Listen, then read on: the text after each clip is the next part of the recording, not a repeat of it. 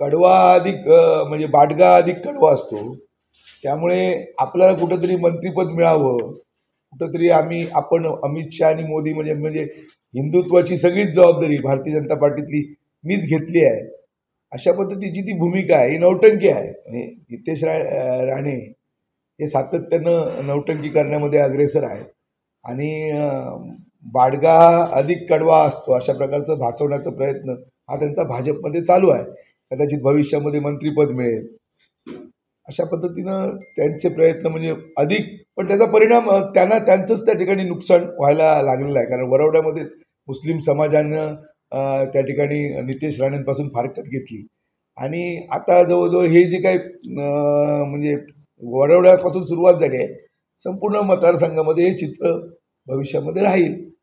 मुस्लिम समाजाला विश्वासार्हता नितेश राणेंच्याबद्दल राहिली नाही, कारण ते इकडे आले म्हणजे सिंधुदुर्ग जिल्ह्यामध्ये आले, त्या ठिकाणी मुस्लिमांच्या बांधवांच्या घरी जाऊन त्या ठिकाणी वेगवेगळ्या कार्यक्रमामध्ये सहभागी होतात आणि वरती गेले, घाट चढले कोल्हापूरचा, की त्या ठिकाणी मुस्लिम समाजाला शिव्या द्यायला सुरू करतात, त्यांचे दर्गे पाडायचे, त्यांच्यामध्ये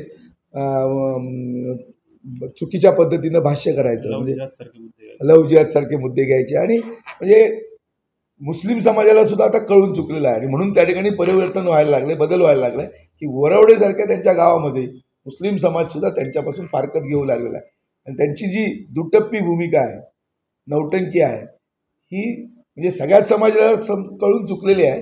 पण मुस्लिम समाजाला विशेषतः नेमके नितेश राणे म्हणजे काय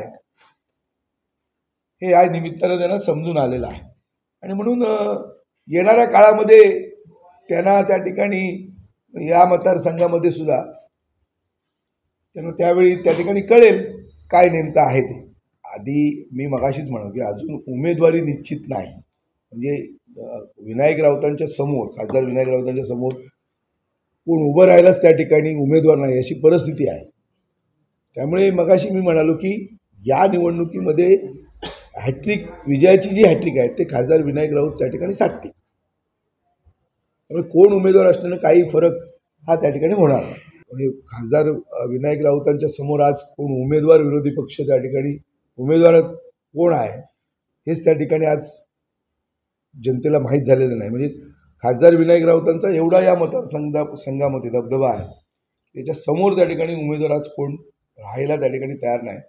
कारण एकतर्फी ही निवडणूक होणार आहे. आपण पाहत आहे की ज्या पद्धतीनं प्रवेश होत आहेत, म्हणजे सगळ्या स्तरामध्ये समाजातले हे प्रवेश त्या ठिकाणी शिवसेनेमध्ये होतात. काल वरवड्यामधल्या मुस्लिम लोकांनी त्या ठिकाणी मोठ्या प्रमाणात प्रवेश केलेला आहे आणि म्हणून एकंदरीत संपूर्ण या महाराष्ट्रामध्ये समाजामध्ये जी म्हणजे जो विषमता आहे किंवा ज्या पद्धतीनं लोकांना असुरक्षितता जी लोकांना वाटते, लोकांना कुठंतरी आज हा देश म्हणजे जी लोकशाही धोक्यामध्ये आहे, संविधान त्या ठिकाणी धोक्यामध्ये आहे, प्रचंड महागाई आहे, प्रचंड बेरोजगारी आहे आणि या सगळ्यामध्ये लोकांना आता बदल हवा आहे.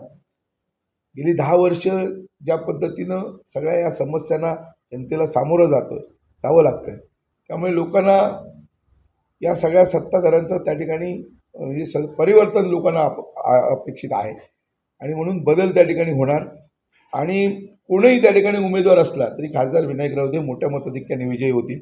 खरं तर मी मागच्या उद्धव साहेबांच्या रॅलीमध्येच सांगितलं होतं की काही लोकांना निवडणूक लढवण्याची खुमखुमी आहे.